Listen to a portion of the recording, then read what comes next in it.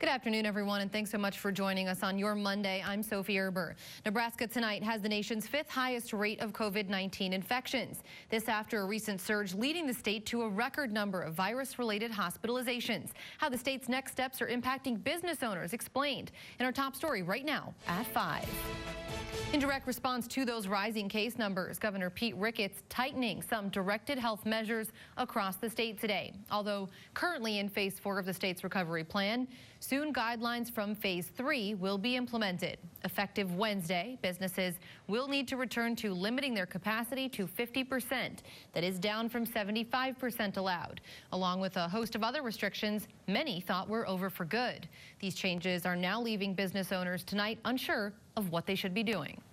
What I do because of all the cases, and I have kids that I have to go home to, so it's right now we're kind of like at a hot spot, so it will be good. But then on my business side, I'm kind of, half and half of what we should do.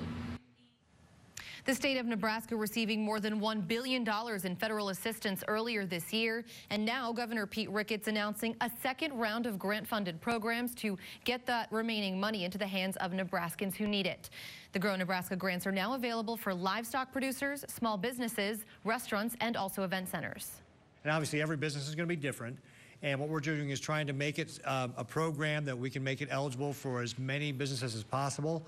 And I'm sure there's going to be greater needs than what we have outlined here, but we've got to manage the resources that we have to be able to cover as many people as possible. Many of these grants are worth up to $12,000 per applicant. You can find a resource to grant requirements and applications on our website right now. The address there on your screen, SiouxlandProud.com. Let's take a quick look now at the latest COVID-19 numbers here in Siouxland. Iowa currently has the 8th highest number of new infections as of today in the United States. Woodbury County health officials recording 47 new cases in the past 24 hours. 54 patients currently in the hospital with COVID-19 related symptoms. The county totals more than 6,700 cases during the pandemic. In Nebraska, Dakota County with just 12 new positive tests today. The county surpassing the 5,600 total case mark. And in South Dakota, Clay County totaling more than 700 virus cases. Of that number, 113 cases tonight considered active. Preparations well underway at Western Iowa Tech Community College this evening. In just a month's time, they will be holding their first ever career fair completely online. KCAU 9's Jessica Watson tells us how students are feeling now as they begin this job hunt in a new and virtual world. Each year, Western Iowa Tech welcomes employers from all over Siouxland to help students land their first job. It's kind of hitting me that I'm graduating in May, so I'm starting to think about it. Xavier Klein is a graphic design major at WIT, and she says she's excited to enter into the job market. I think having these Zoom fairs and stuff, and I know that WIT has been really putting out the word and encouraging for people to use those.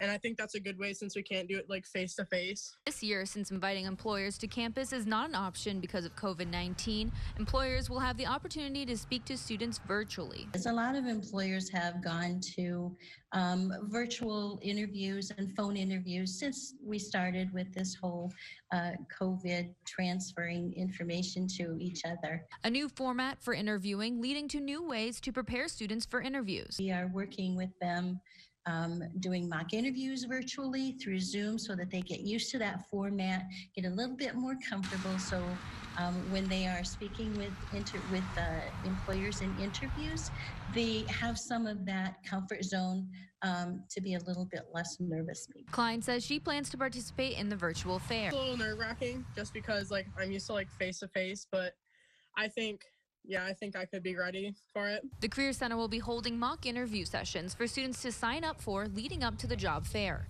In Sioux City, Jessica Watson, KCAU 9 News.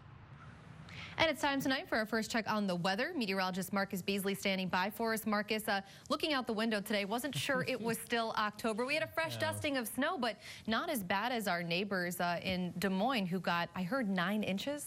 I'm not sure about that, but there was some snow out there here throughout parts of Siouxland this morning, and it melted pretty quickly. The ground's pretty warm out there. It did create some wet roadways. Temperatures today, though, only warming up into the mid-30s today, so a chilly one outside here throughout Siouxland. 36 in Sioux City and Lamar today, 37 in Wayne for your high, 38 in Yankton, getting up to 35 in Cherokee and 34 for your high temperature today in Storm Lake. So a very crisp day all throughout Siouxland. Forecast lows overnight tonight going to drop down to right around 30 degrees, lower 30s for pretty much everyone in Siouxland tonight. So another chilly night in store. It does look like we are going to see a little bit of a warm up in the coming days, but then another cool down for the weekend. More details on that in the 9 on 9 forecast. Sophie?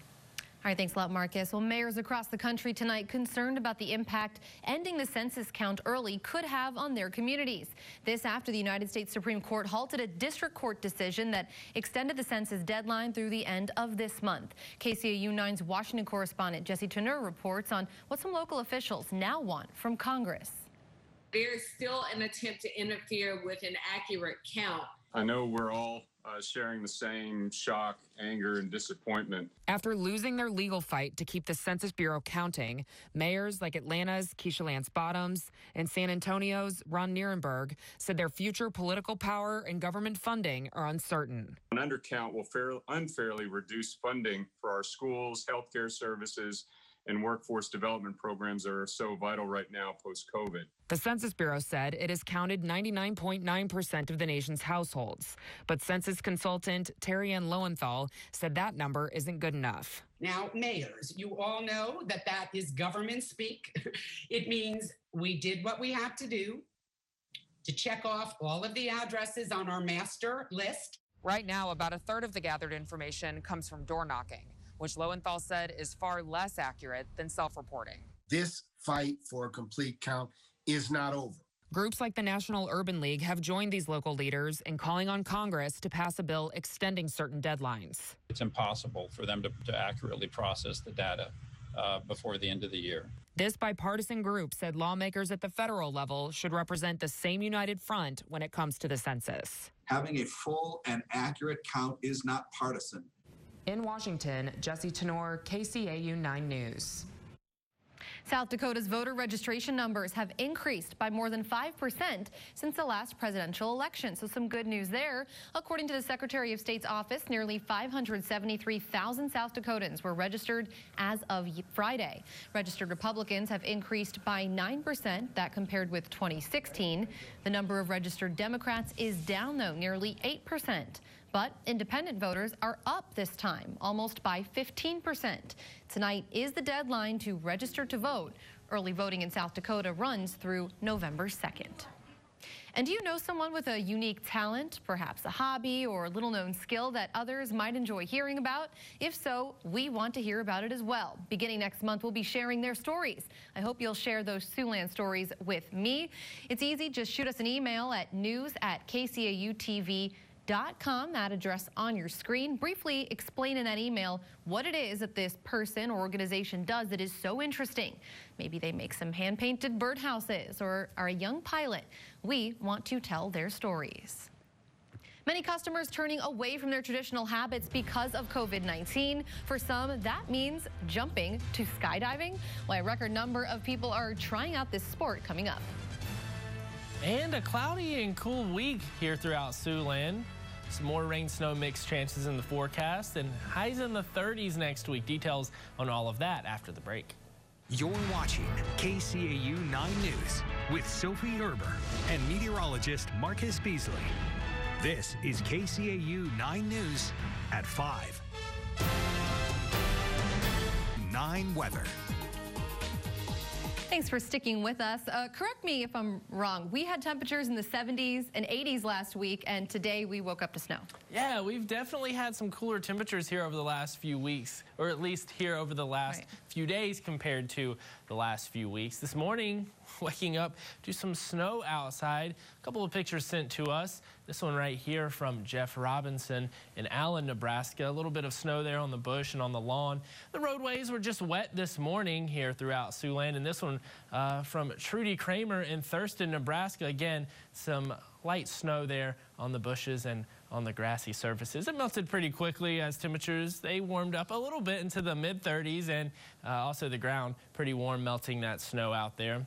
Harlan, Iowa, 4.5 inches, so seeing some pretty impressive snowfall totals. Little Sioux just to the south, 3.5 inches. Des Moines with a little over an inch of a snow. In the forecast to wrap up the end of October. We had a lot of complainers saying it was too summer-like in October and they didn't get that fall feel. Well, we skipped to winter. Yeah, winter's here now. All right, thanks a lot, Marcus. Siouxlanders needing to get rid of unwanted prescription drugs can do so at 6 locations now throughout Sioux City this coming Saturday. It happens to mark National Drug Take Back Day Saturday. That is an effort to keep drugs away from people who might abuse them. The disposal sites are being provided by the Sioux City Police Department. You could find more details on how these disposal sites will work on our website right now. SiouxlandProud.com. Just click on this digital exclusive story. If you can't go a day without coffee, you're not alone. I know I can't, and it turns out that Cup of Joe could actually be good for you. Check it out. A recent study shows coffee might help slow the spread of colon cancer. The study looked at dietary questionnaires from more than 1,100 people who were undergoing chemotherapy for advanced or metastatic colon cancer. They found that for every cup of coffee consumed, there was a 7% improvement in survival rates and a 5% improvement in cancer growth, meaning less growth of malignant cells. Fans of donuts will agree the classics are delicious, but that some can have out-of-this-world flavor. One new donut shop taking the old-fashioned treat to the next level. We'll have an inside look at their offerings coming up, but first, a high demand for skydiving. It's one business still booming despite the pandemic. We explain why right after the break. News. While many businesses are reporting a decrease in customers with COVID-19, one business seeing more demand than ever before. Francis Lynn tonight tells us why more people than ever are trying out the sport of skydiving during a global pandemic. We've had quite a surge in business operationally. We've been doing more jumps in the last few months than ever. We have had record weekends as far as people coming out to making tandems. Skydive Kansas City owner Chris Hall explains why there's more people out skydiving this year. This is something close to home and affordable that can definitely get your heart pumping, and it's made people really reevaluate life and priorities. He says there are many myths surrounding the sport of skydiving, and the obvious one is that it's unsafe and everybody's going to die. But skydiving instructors say this is not true. Skydiving is safer than riding in a car. A lot of times the fatalities are actually self-induced. It's not an equipment malfunction. It's nothing like that. It's somebody that puts themselves in the position to actually hurt themselves. Skydiving instructors describe the safety procedures they go through. If you're coming out just doing a tandem, the safety measures we have is the harness system. We do inspections on the airplane a lot, and everybody checks their equipment a lot. They double check, triple check. We inspect it regularly. All of our stuff is meticulously gone over by our owner. It's actually a very, very safe sport. Plus, extra safety procedures now during the COVID-19 pandemic. We have more hand sanitizer around. We try to clean things more often. In the airplane, obviously, are in very close quarters with 14 people in the airplane. So while we're in the airplane, we wear a mask. Once the door opens, we're getting ready to go, then we can take the mask off because the air obviously is circulating a lot better. Skydivers and first-time jumpers say now, during a pandemic, skydiving is something that can bring back some of the fun and happiness in life. Well, it's almost time to get cosmic, and for that, we're taking a trip to a brand new donut shop. How Cosmic Donuts is delivering on all the sweet flavors next. A new donut shop in the Big Apple tonight, taking the old-fashioned treat to new heights. Ben Ryan has an inside look at their menu. It's time to get cosmic, folks. If you thought donuts were good as is, Cosmic Donuts and Kinderhook are here to show you why you haven't seen nothing yet. Very overwhelming in a way, just because it's a lot of emotion. Yeah. We've been working at this for so long. We've been dreaming about it. We've been thinking about it. I mean, I dream about donuts every night. And to be here this morning and see such a great turnout is really amazing. With a line out the door for Cosmic Donuts' grand opening, dreams quickly turned into reality. We started very early on making donuts, making really cool donuts. We just want everything to be eye-catching, really funky and fun and just different. And eye-catching would be an understatement. From classic glaze to maple bacon, co-owner Jory Jurgensen says these aren't your ordinary donuts. Blueberry cream cheese filling. It's got cinnamon toast crunch on top. And then it has a little shooter of maple syrup, so you can drizzle that over the donut before you enjoy it. And for local Valatia resident Michael Miller, he says waiting out in the cold was no bother, knowing it supports a brand new business. Something different that would hopefully attract more people to come and check out our small town and, give the local businesses some, money that's well needed, so it's great. Awesome. And it's donuts. What's wrong with donuts, right?